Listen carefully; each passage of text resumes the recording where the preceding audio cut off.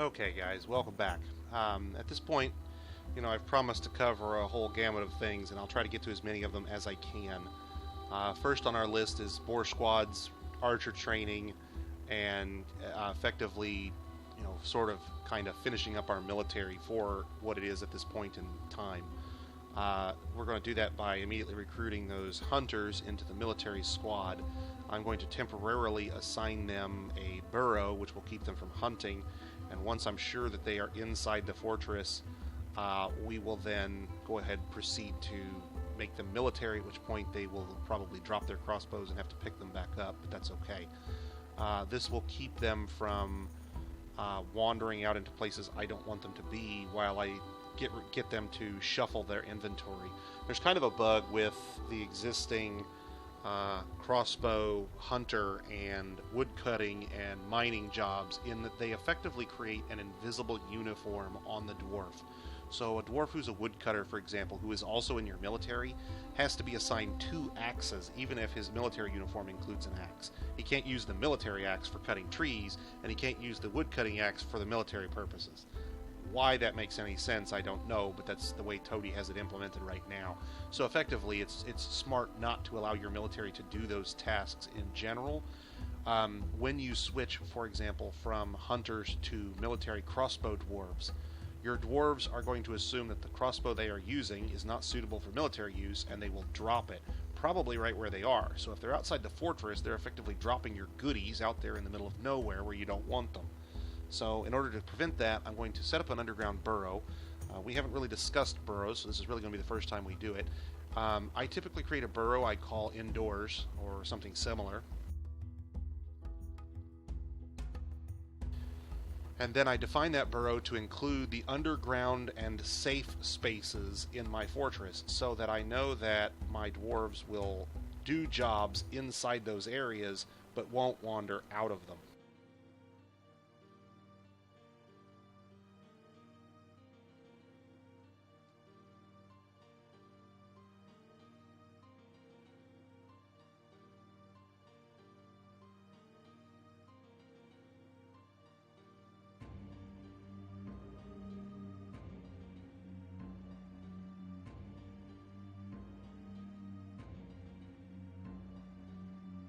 It's a little fiddly when you first set up um, a burrow in terms of you have to work around the surface walls. But there's a trick you can employ where I'll set the burrow up to include the indoor areas of my fortress, effectively behind all the barricades inside the fortress.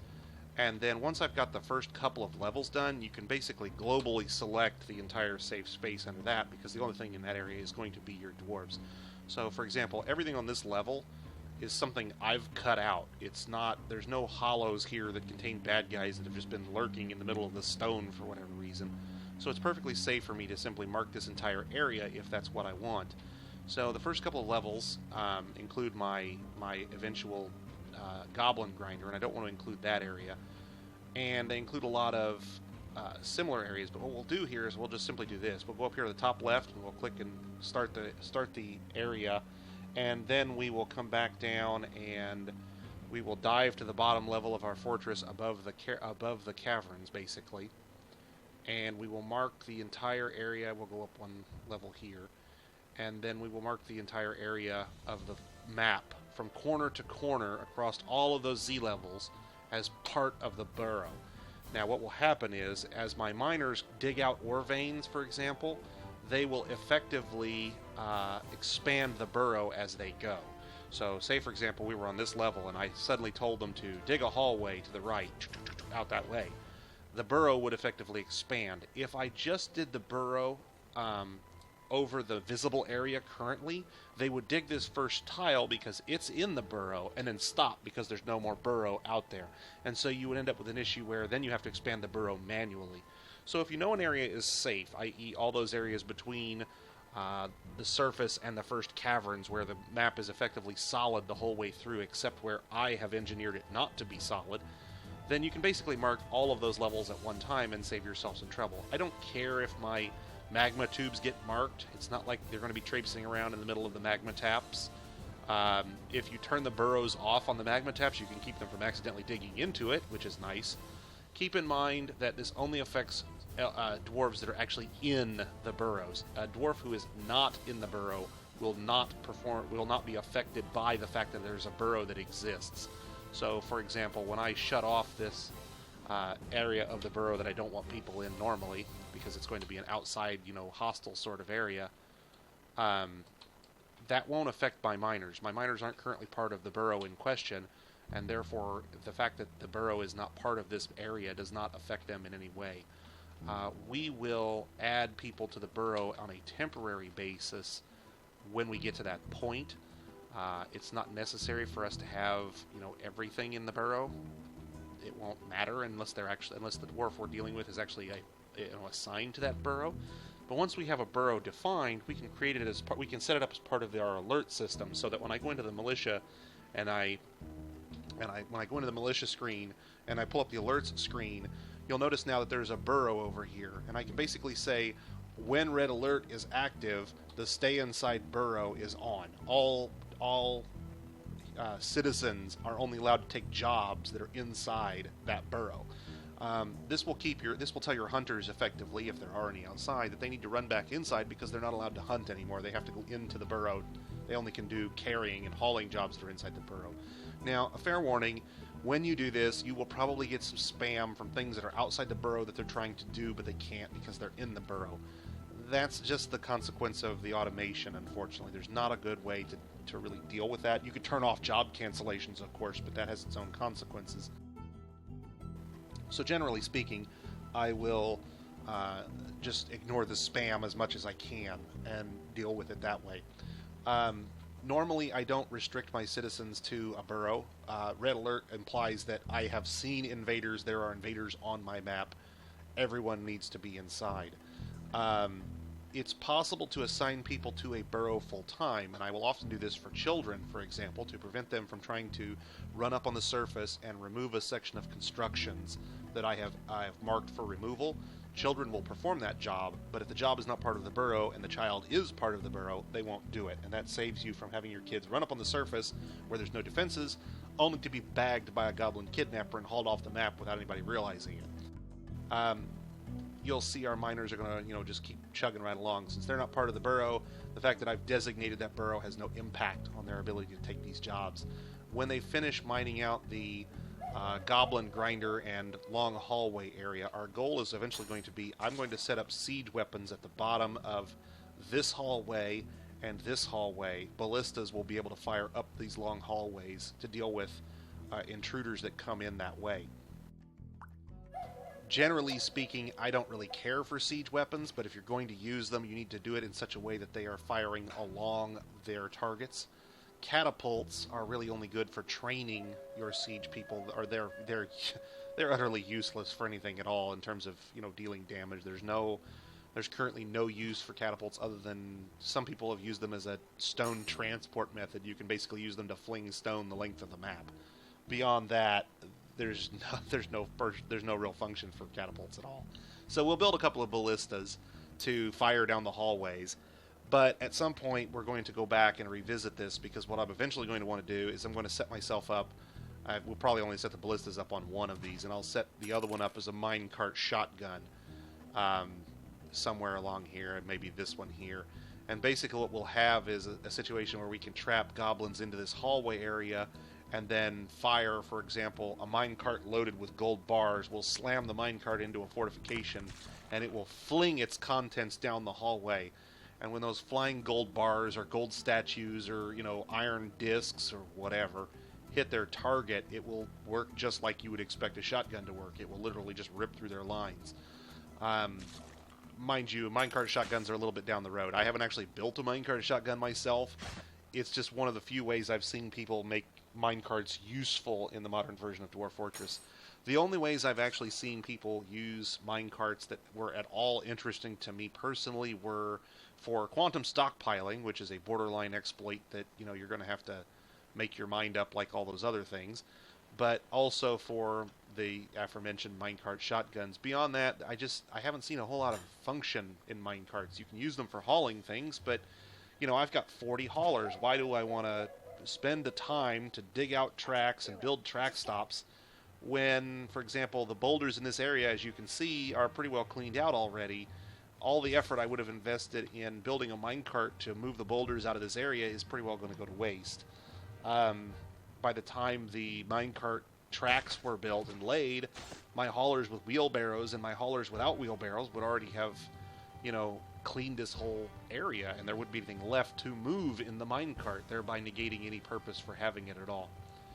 Now, I promised you some archer training. In order to do that, I'm going to have to get the archers assigned to a squad. Let's go ahead and get that squad named.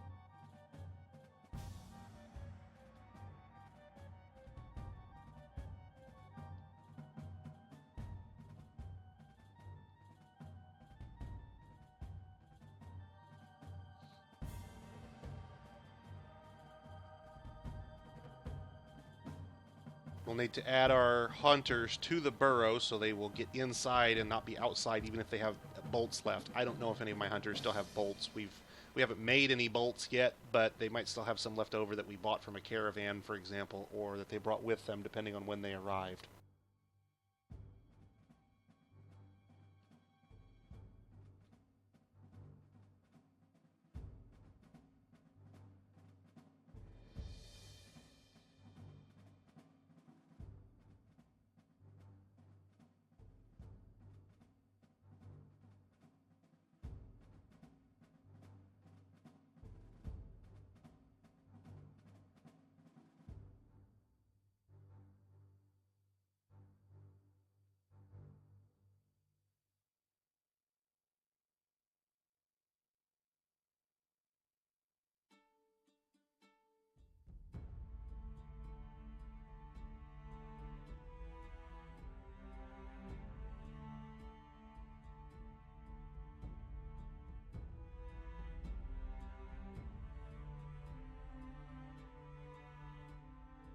There's that last one. I couldn't see him. Okay, at this point I believe I have all 10 of them designated. We'll back out and come back in to make sure. There's 1, 4, 7, 10. At that point I know all 10 of my crossbowmen are inside. I may get some momentary spam here while I get notified that they can't do any hunting because, holy crap, all the animals are on the surface and the burrow isn't. We'll deal with that here if it comes momentarily. See, I'm starting to get hunter notifications.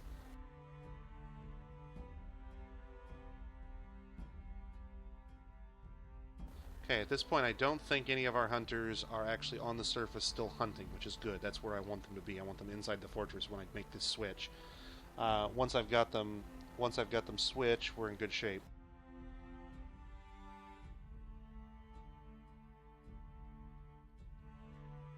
Notice that this search function is not standard from Dwarf Fortress. It is part of one of the add-ons I've installed. If you are following along in our group, or in our follow-along, playthrough, if you've actually been paying attention to the things I've suggested in the Reddit thread, this makes it handy to find, for me, military units that are found in my list. Once you get to 300 dwarves, and you're trying to assign them to squads, you have to pick through all of them, and it can get kind of annoying. It's not too bad with just 80. You're going to see about 10 per screen. I've got them organized so that I'm looking for very easy to spot names in terms of their careers. So military DACA appears just like that. It's fairly simple to pick them out of the list, but once you get to 300 and you're starting to assign multiple squads of the same thing, for example, it can really start to get annoying pretty quick. The search also shows up in several other screens. I don't know if I've used it in all of the places it's appeared yet. You probably have seen some of them if you've been paying attention. For example, in screens like the trading screen, not all of those things appear there by default. There's a handy search function there that this adds in. I do recommend the plugin, in addition to the DF hack, that you add that optional plugin as well for that purpose. With more DACA created here, we have our little crossbowman group set up. Let's talk about what their supplies and schedule and ammunition are going to be. If you go into ammunition, for example, you'll notice more DACA have no ammunition assigned. Well, they're a group of crossbowmen. Unless I want them clubbing things with a crossbow, we probably need to add some bolts. So we'll add bolts, and keep in mind this is divided by 10 because your squad is going. This is not per person. This is for the squad. So ideally, I think it's like 25 bolts will actually fit in a quiver, and there are 10 dwarves. So 250 is the maximum bolts, reasonably speaking, that you can jam into a quiver. I think. Beyond that, if you're needing more than 25 bolts, have them fall back and reload. They can just run back and get what they need. I don't care what bolts they use because, frankly, I'm not going to build metal bolts until I actually need them. I will simply build bone bolts and let them use them, go nuts. Some people have reported strange, unusual, buggy, odd, behavior with the combat versus training assignments. Some people have gotten it to work, some people haven't. I've never really played with it, frankly. I just set up what works and move on. If you want to sit and spend some time experimenting, I've heard mixed reports about changing this setting here with these keys. You can configure what material you want. As I said, I'm going to make lots of bone bolts, and beyond that, I really don't care. Bone bolts are not particularly effective, but this isn't about, single shot effectiveness. These aren't snipers. This is a group of 10 crossbowmen who are going to be launching a hail of bolts all at once. So the goal is not so much, having 50 caliber ammunition as it is being able to fire all of their ammunition and go have them reload and fire all their ammunition again if necessary. I don't add, you'll notice that by default, I guess I should say, your hunters already come with bolts. You can modify that if you want and give them the hunting labor. We did not actually go in here and do something that we do need to. Now that I've assigned these folks to the military, now we've got to get rid of their hunting labor. We don't want them in hunting and also doing their crossbow dwarf duties. Since they're indoors, they'll drop those crossbows wherever they are. That's okay. Somebody will come along, move them to a stockpile. They'll come along, they'll pick it up. Problem solved. You don't want them dropping them outside simply because they'll get stolen.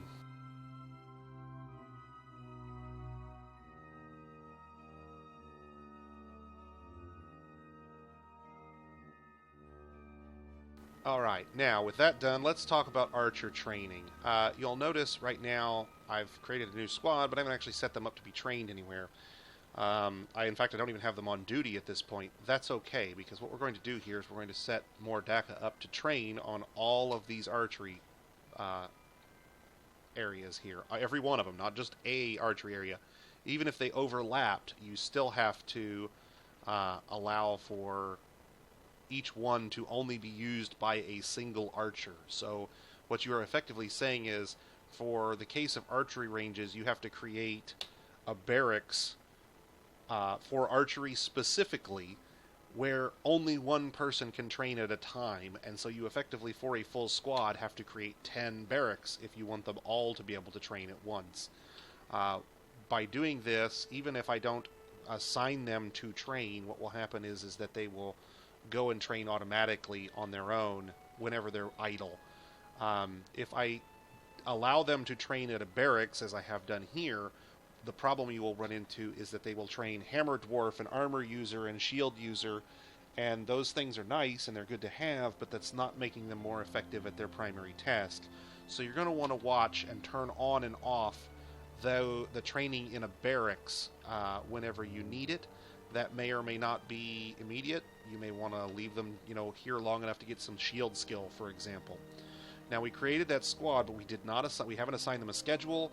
We haven't added them a uniform. All of those things have to be done before the squad is really going to be ready to even get started on anything important. We didn't create a uniform for them yet, so that's the first thing we've got to do.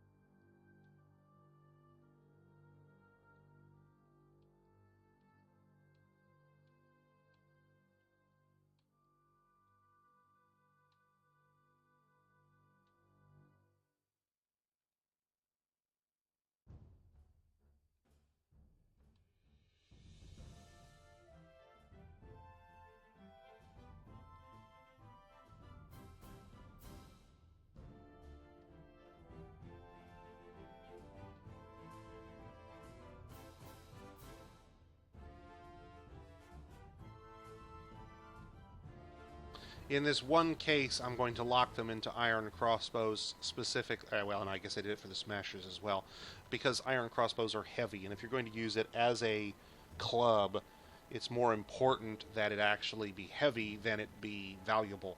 So despite the fact that steel crossbows are worth more, iron crossbows are actually arguably better in the event that you have to use them as a hammer. Other than that, a bone crossbow is perfectly serviceable in terms of its ability to put holes in things. It's more about the arrows you're using, the bolts you're using, rather than the material of the weapon you're using. So, for example, while you could make adamantine crossbows, even if you did, adamantine is a terrible clubbing weapon, and therefore, I mean, it's like clubbing something with a styrofoam hammer. So your iron crossbow would tend to outperform it. They would both be about the same in terms of, shooting bolts, but then once they ran out of ammo, the iron crossbow user is going to club the adamantine crossbow user to death, long before he takes any fatal injuries himself. Okay, with a uniform assigned, we need to deal with equipment, and more DACA needs to have their uniforms assigned, and so what we do is we go over to our equip section, and we tell them all to use the uniform that we've assigned to DACA, and we tell them to use, oops, that's smashers, I don't want to touch them. We go all the way in here and we say, hey, we want you to use DACA, and we want everybody to use DACA. And so we will get, at the end, as the squad name says, more DACA. With our uniform assigned, we need to deal with alerts and scheduling, so that's the next thing on our list.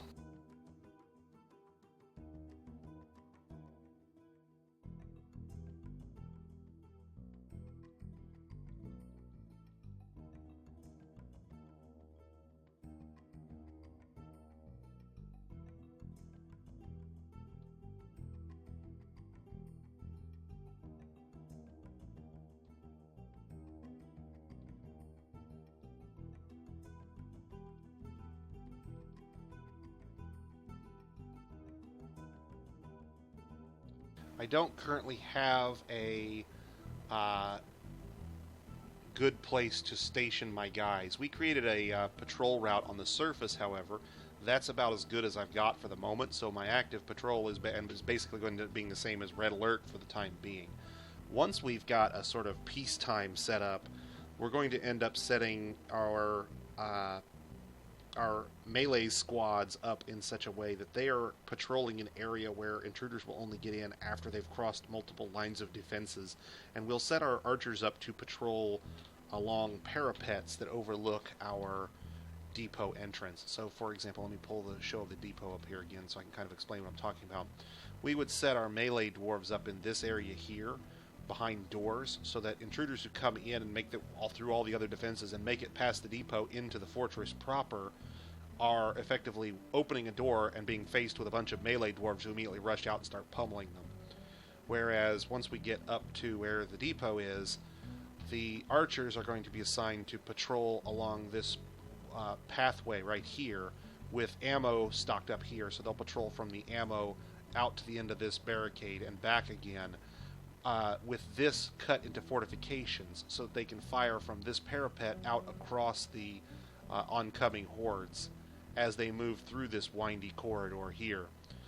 The goal being is what will happen is we will set this up so that this windy corridor traps intruders that can't fly on top of this windy platform, and the archers effectively are going to end up with free targets. We will build a small staircase so that things that fall in the pit can climb back out, but when they climb back out, they're going to climb back up onto this very platform that they just fell off of, effectively trapping them in such a way that the only way out is to either be able to fly or to keep getting shot until they can just effectively survive anything. And even then, they're going to have to deal with the fall, because the fall is going to be right on top of spike traps that I'm going to build all along the edges of these platforms once we're all said and done. In addition, we're going to set up bridges, raising bridges, that will collapse up against these fortifications and effectively create shutters that we can close in the event that, say, for example, elite goblin archers get trapped out here on this ledge. Rather than put our archers at risk, we'll simply button up this and let the weapon traps and the falls take care of everything for us. With a single switch, we'll be able to close all the shutters. As soon as there's no more archers among the living intruders, we lower the shutters and the archers can start firing into the squads. Likewise, you know, if something comes in, it's a forgotten beast and it can breathe fire. The last thing I want is to have my archers standing here, you know, slack-jawed trying to fire arrows at something that's breathing big gouts of fire back at them. It's just not a productive way to employ them in their defense.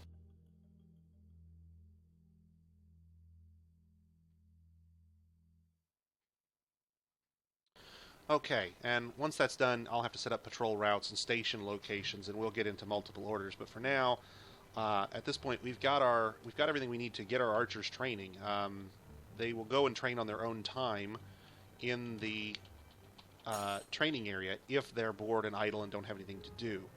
I believe that you can set them to be trained effectively at that point, and they're good to go. We do need to go back to the burrow and remove them from the burrow. We don't want them in the burrow unless I actually want to restrict them, and I no longer want to. Oops. I no longer want to restrict them at all, so we want to get them out.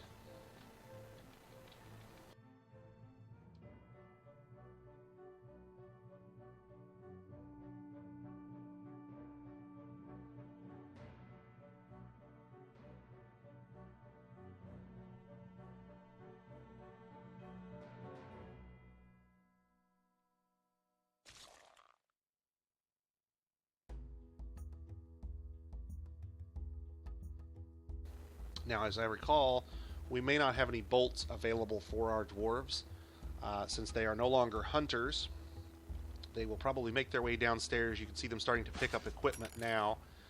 They're bagging their equipment and bringing it back upstairs, I think, to use it in the archery ranges. Assuming, of course, I have bolts for them to use. I'm not even sure if I have the bolts yet. Let's take a look.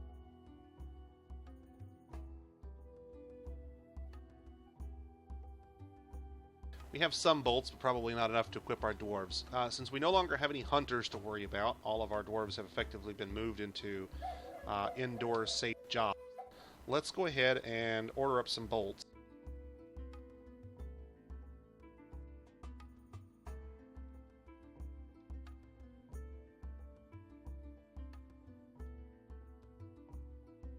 Remember, our bone carvers need something to do anyway, so this is a prime opportunity to get them employed, making the bolts that our archers will use.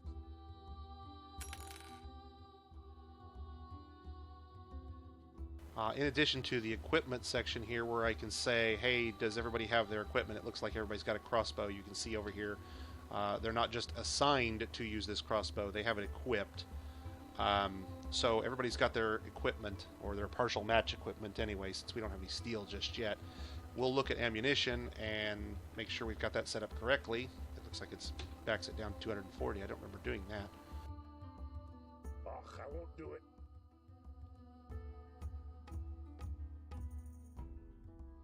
There we go. Notice we are pretty much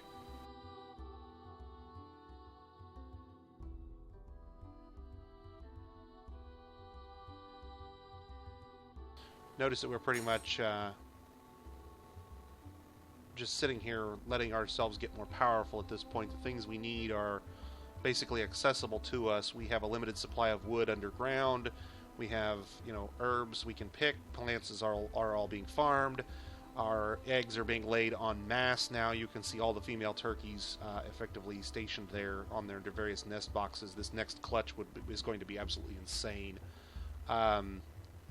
Our stone carvers are busy. We don't have enough haulers even to keep up with the stone hauling duty we need to keep our masons and our stone crafters in business. Dining room is done, but can be improved if we start getting better quality materials. Our wood farming area needs more. We'll have to get some haulers in to do that. Our metal smithing area is overrun with bars, and we need to start producing stuff just to use up the excess we've got. We talked about clothing briefly. Clothing is important. Clothing is essential, in fact. Dwarves arrive on your map with clothing, obviously, since they don't arrive naked. But as they exist in your fortress for long enough, they're going to start wearing out their clothing, and they'll end up with a situation where they don't have any, basically. So if you look at a dwarf, I'm trying to remember exactly how to get to his inventory here, so bear with me.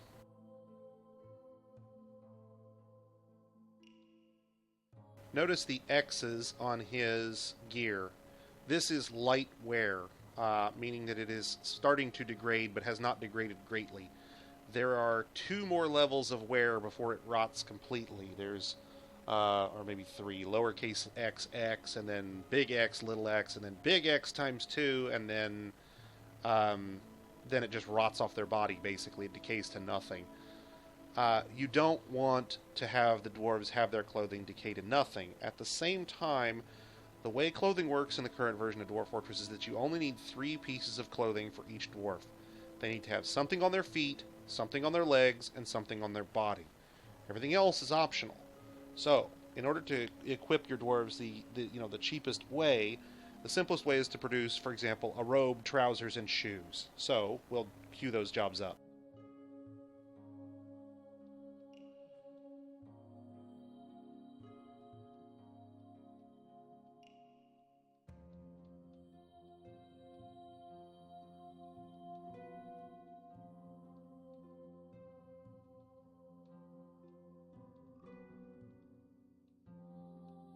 Now that will make 60 of each of the item. That's actually not enough to equip all my dwarves currently.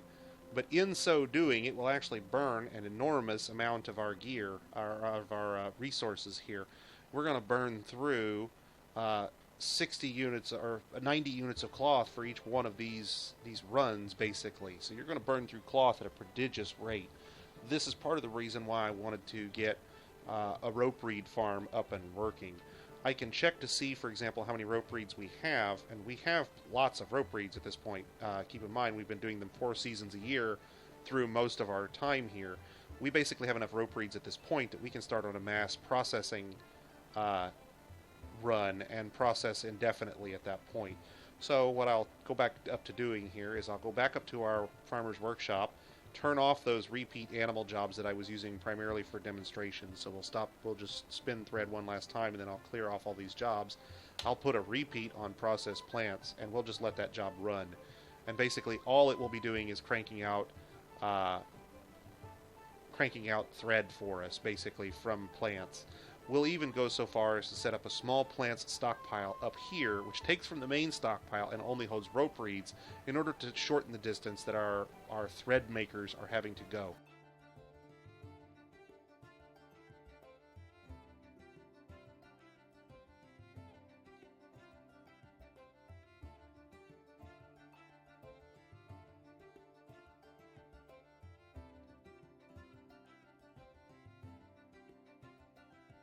Remember, pigtails and rope reeds can both be processed into cloth. Now, some folks are asking, what happens to their old clothes? Well, that brings us to the next subject, which is bedrooms. Dwarves need a place to stick their crap, and the dormitory doesn't quite cut it. It's okay for a stopgap sleeping measure, not so okay for long-term storage of what a dwarf has, or for their personal belongings. So, before we get too far into bedrooms, what I'm going to do is I'm going to set up a stockpile here whose sole function is to hold the clothing that we produce, so we can kind of get an idea at a glance without having to check our stock screen what clothing we have built up, and we can actually take a look immediately and see, hey, we're getting low on clothing in the stockpile or not before we run out. So what we'll do is we'll set this up to take bins, because clothing will fit in bins, and we will set it up to hold nothing but the cloth items we have asked for.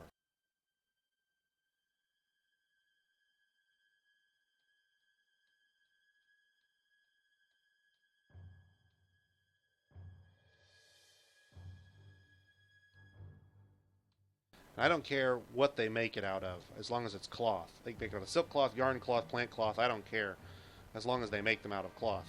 On the leggings, we only did trousers. On the feet, we only did shoes. On the body, we only did robes.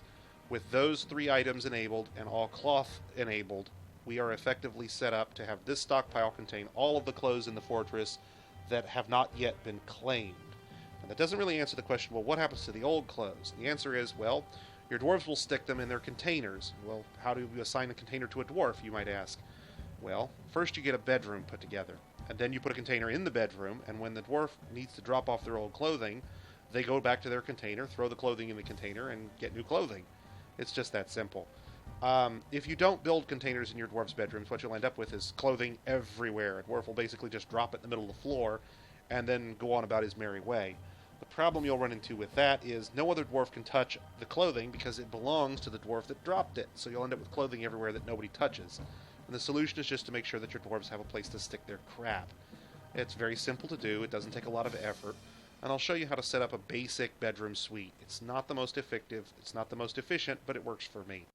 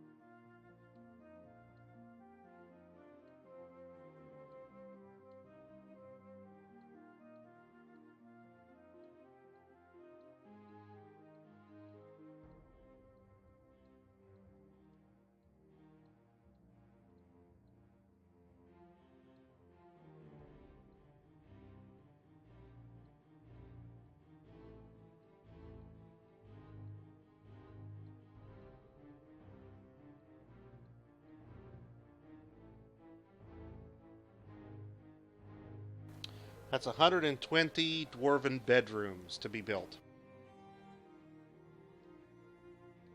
No, Dwarf Fortress does not support recycling. It's not energy efficient. Our miners will come along here in a minute and clean this out, and when they do, what we'll end up doing is we'll smooth this area down with our engravers to raise its value so the dwarves get better than just crude bedrooms.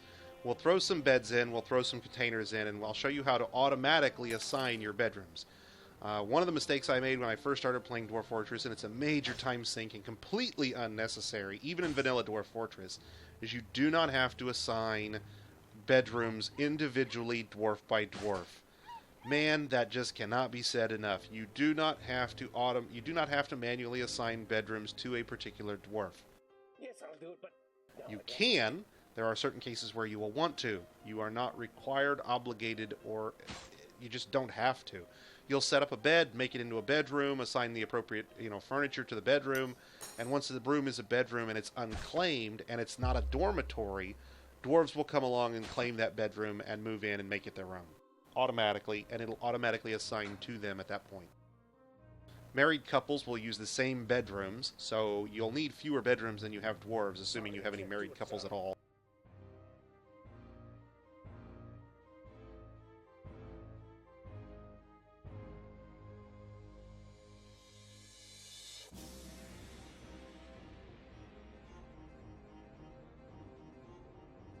Oh, I know what we forgot to do. Remember, the smashes are on active training, but we didn't actually set the DACA group up to, do the training. Yeah, oops.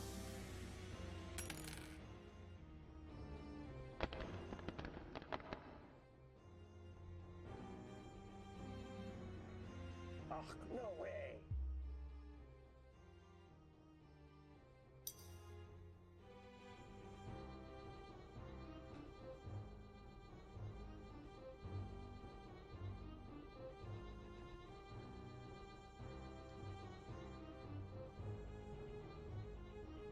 We even have trees underground thanks to the mushroom trees that we are growing in our pastures. Likewise, in the caverns, you can find trees down there. And later on, we'll actually hollow out giant spaces in the soil level specifically for tree and plant farming in the underground.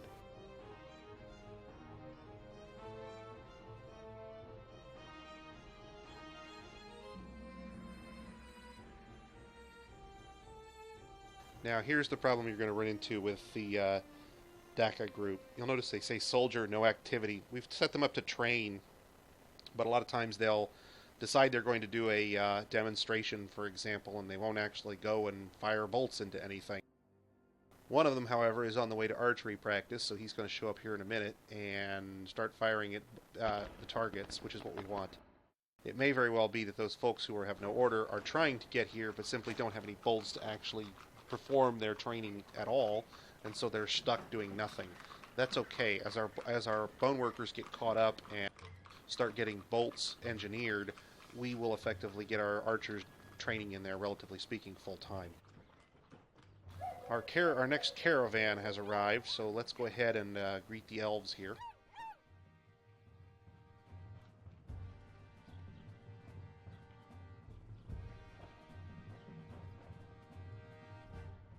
At this point we have instruments, because we've been creating musical instruments to be traded. It's probably a good idea that we start cutting back on how many of those we have by trading them off to people who need them.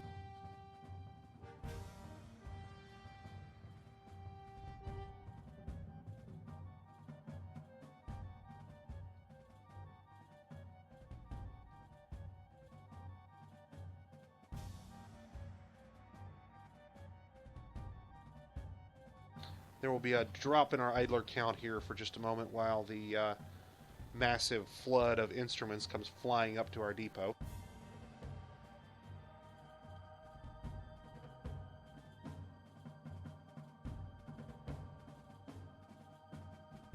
Yeah, now keep in mind, the elves never bring wagons, so in terms of bargaining with the elves, I'm always on an even footing, whether I trap myself in like this or not. Humans and dwarves, however, both bring wagons, so I'm at a disadvantage, relatively speaking, to baseline by comparison, because I simply have all those traps blocking our wagons.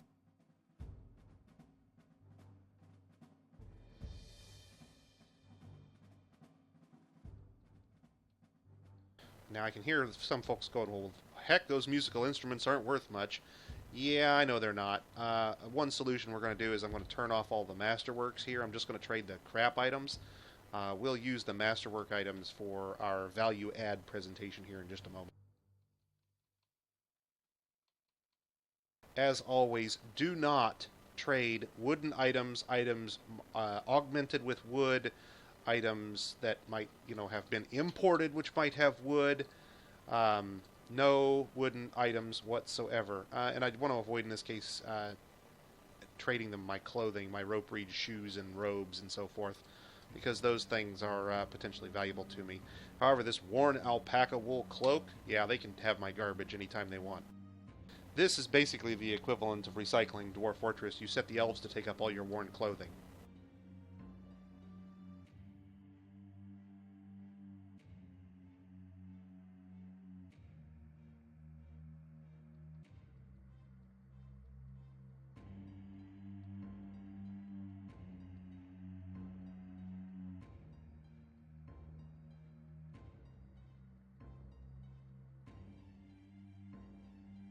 Did I mention that the elves also like to bring lots of wood? Yeah, if your depot or if your stockpiles of wood are very low, i.e. you don't have much cut wood laying around on the map, the elves bring more wood than anybody else, so they'll actually bring an absolute ton to you. For those of you wondering why they complain when you cut down trees, but they're more than happy to bring you cut trees, well, they're elves.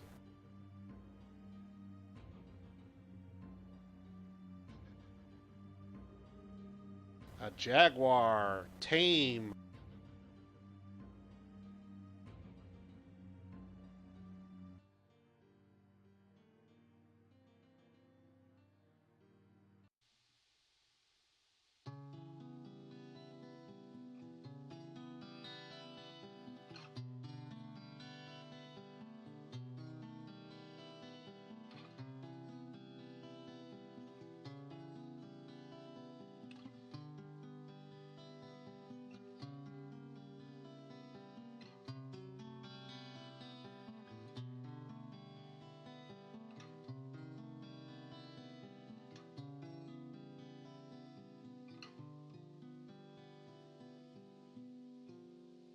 I was really hoping for sunberries, but no luck so far.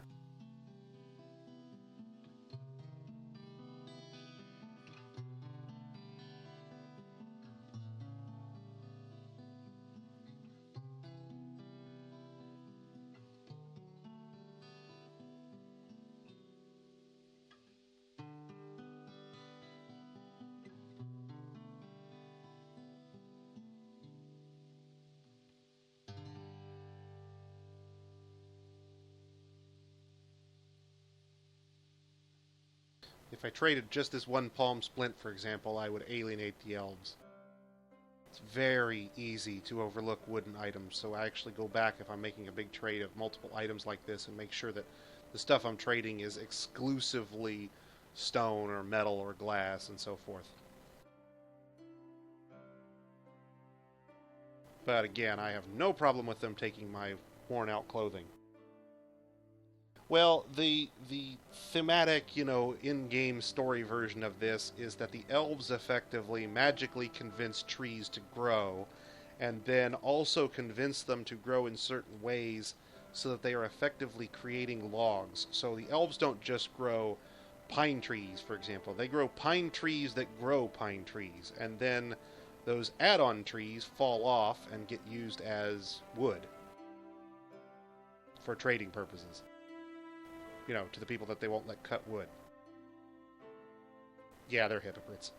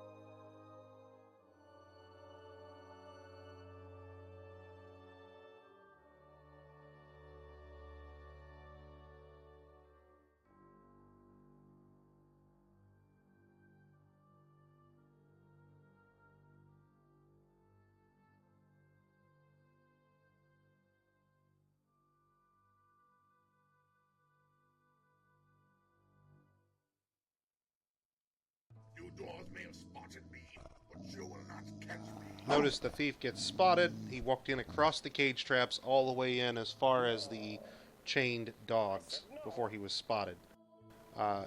Thieves are typically trap avoid, meaning that they will literally just walk through a field of traps like they don't even exist. That's why you want dogs.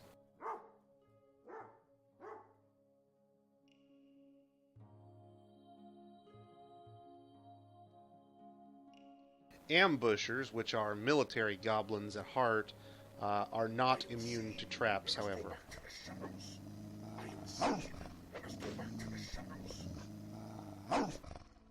See, all those thieves coming in to steal from the caravan, yeah, none of them made it. They all got caught by the dogs and driven away. The bad news is the first siege or ambush that comes through will come in and wipe out all those dogs that are chained up right there. There's not a good way to protect them, unfortunately, not in their current position. And now it's on. For those of you complaining that we didn't have enough fun, yeah, there's our siege.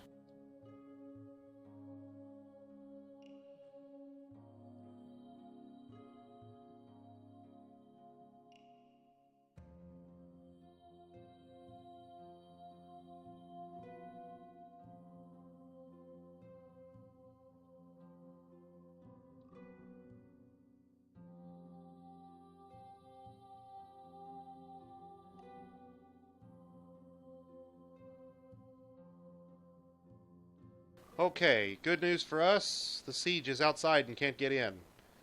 Bad news for us, the merchants will eventually go insane if we don't let them out, so we're going to have to lower the bridges at some point, and it's really unlikely that the siege will let them get away. So chances are really good we're going to get the whole caravan this time, because they ain't gonna make it out alive. We're also going to need to set up a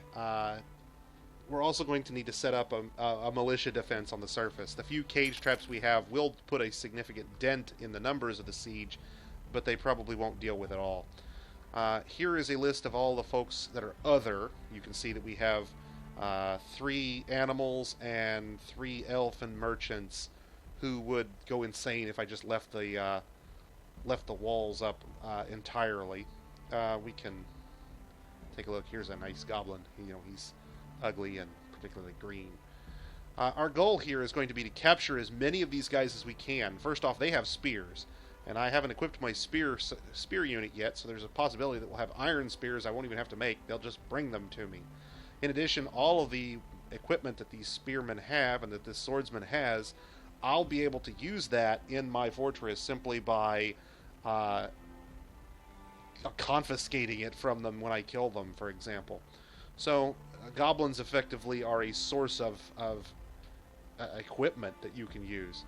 Our goal here is going to be to slowly and steadily work them in and then break up the siege by splitting them up. I don't want them all in on top of the cage traps at once. I want some of them on the top of the cage traps, and then we'll worry about defending ourselves if they get in past the cage traps in one group.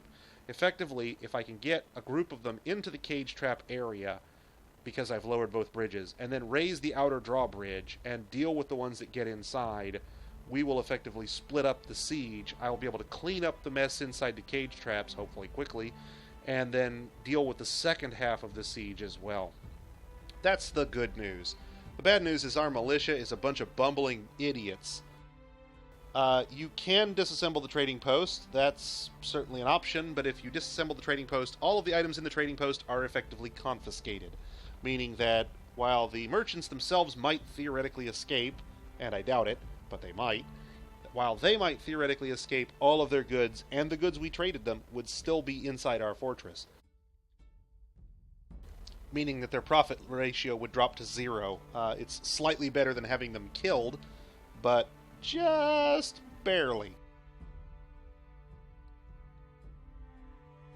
So, our squads are here. Let's get them assigned to the surface. Let's make sure our more Deka group is actually equipped properly here. All of the Smasher group has equipment. All of the Deka group has equipment. I cannot tell whether somebody has bolts or not unless I check the inventory of each of them. So that's our next trick.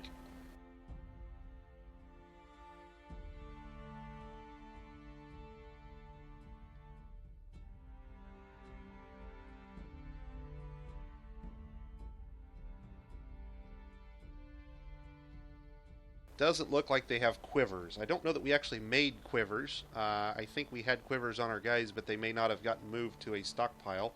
So let's make a couple of quivers real fast, get our bone carvers doing something useful, and then hopefully they've started making bone bolts. So we've got bolts, it's just a matter of getting them, making sure they've got quivers to put them in.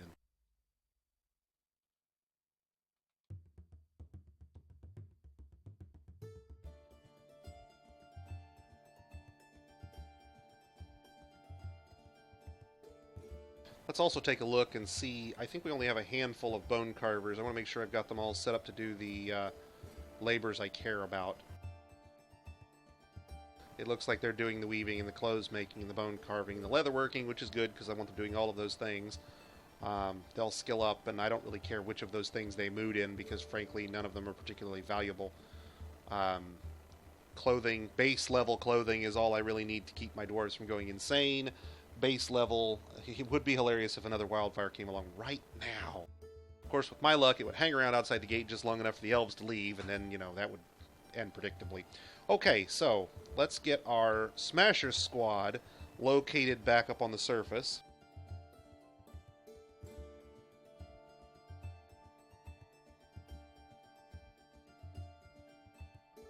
Surface stairs, that's the point we want. We didn't actually create an alert for this, but we're going to do it now.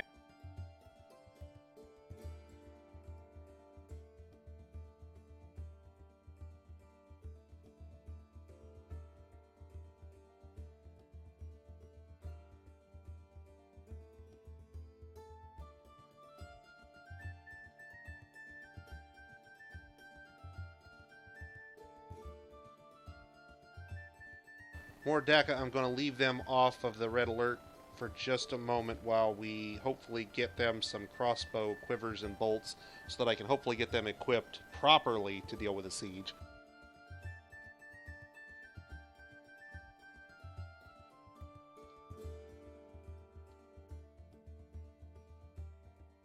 At this point, our civilians will only use stuff inside the burrow.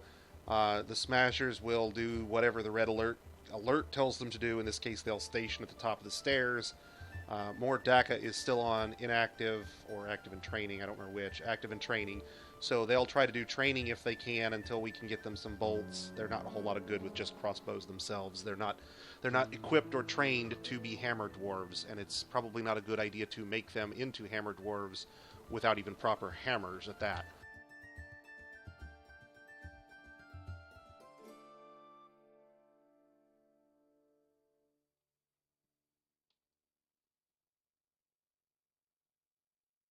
I believe that's the outer drawbridge, and we're going to discuss the use of notes to keep ourselves reminded. Yes, good, that is what we want.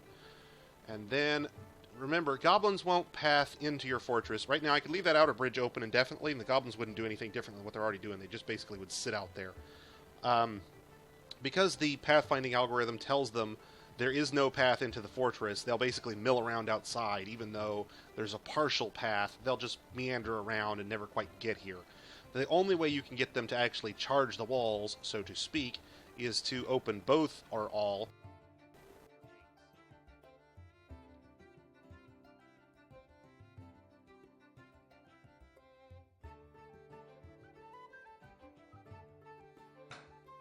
Once that second gate goes down, you should see the goblins start making a charge for the doors.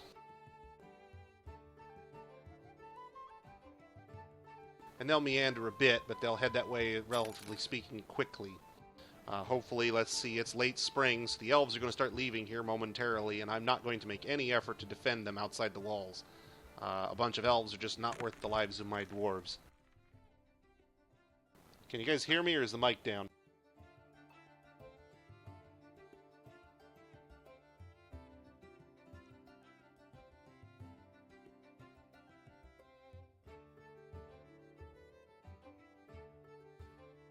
Okay, and the siege is making their way to the doors. They'll start to become trapped by the cage traps.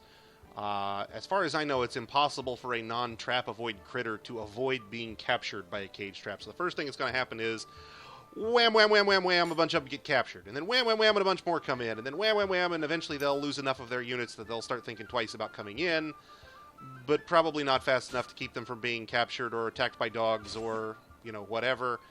And by then it's too late. At this point, I could probably